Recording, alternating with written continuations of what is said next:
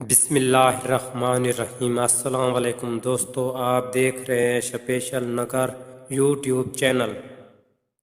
کسی کو چاہنا ہو تو دل سے چاہو، زبان سے نہیں، اور کسی پر غصہ کرو تو صرف زبان سے، دل سے نہیں۔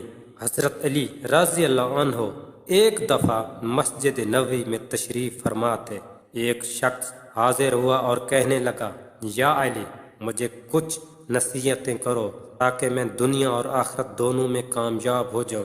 حضرت علی نے فرمایا، اے شخص، یاد رکھنا، اپنے دین کے بچاؤ کے لیے دنیا کے تھوڑے سے مال پر صبر کرو کہ مومن کو دنیا کا تھوڑا سا مال بھی کافی ہوتا ہے۔ دولت مندی کی مستی سے خدا کی پناہ مانگو، یہ ایک ایسی لمبی مستی ہے کہ اس سے دیر میں ہوش آتی ہے۔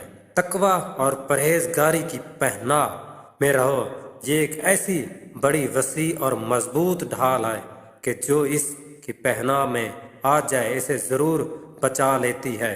ادب یہ ہے کہ جب تم اپنے گھر سے باہر نکلو تو جس سے بھی ملاقات کرو اس کو اپنے سے بہتر جانو۔ انسان کے جسم کا سب سے خوبصورت حصہ دل ہے، اگر یہ صاف نہ ہو تو چمکتا چہرہ کسی کام کا نہیں۔ سوائے اپنے رب کے کسی سے امید مت رکھنا، اور اپنے گناہ کے سوا کسی چیز سے خوف نہ کھانا۔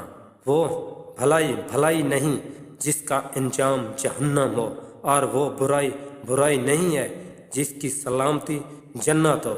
جنت کے علاوہ ہر نعمت حقیر ہے، اور جنت سے بچ جانے کے بعد ہر مصیبت راحت ہے۔ تین انسان تین چیزوں سے محروم رہیں گے: غصے والا صحیح فیصلے سے، جھوٹا عزت سے، اور جلد باز کامیابی سے۔ خاموشی ایک عظیم نعمت ہے، خاص طور پر اس وقت جب اختلافات زیادہ ہوں، آوازیں بلند ہو، علم کی کمی ہو اور دلیل کی کوئی اوقات نہ ہو۔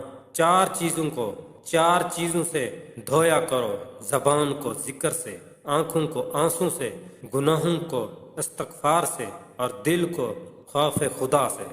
اگر کوئی آپ کی فکر کرتا ہے تو اس کی قدر کرو، کیونکہ دنیا میں تماشائی زیادہ اور فکر کرنے والے بہت کم ہوتے ہیں۔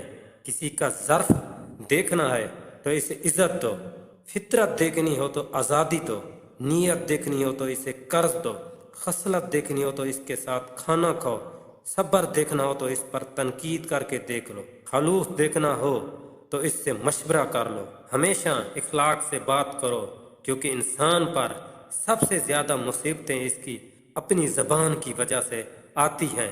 حضرت علی رضی اللہ عنہ نے فرمایا، ایک زمانہ ایسا بھی آئے گا کہ لوگ اپنے رب کو بھول جائیں گے، لباس بہت قیمتی پہن کر بازار میں اکڑ کر چلیں گے اور اس بات سے بے خبر ہوں گے اس بازار میں ان کا کفن بھی موجود ہے۔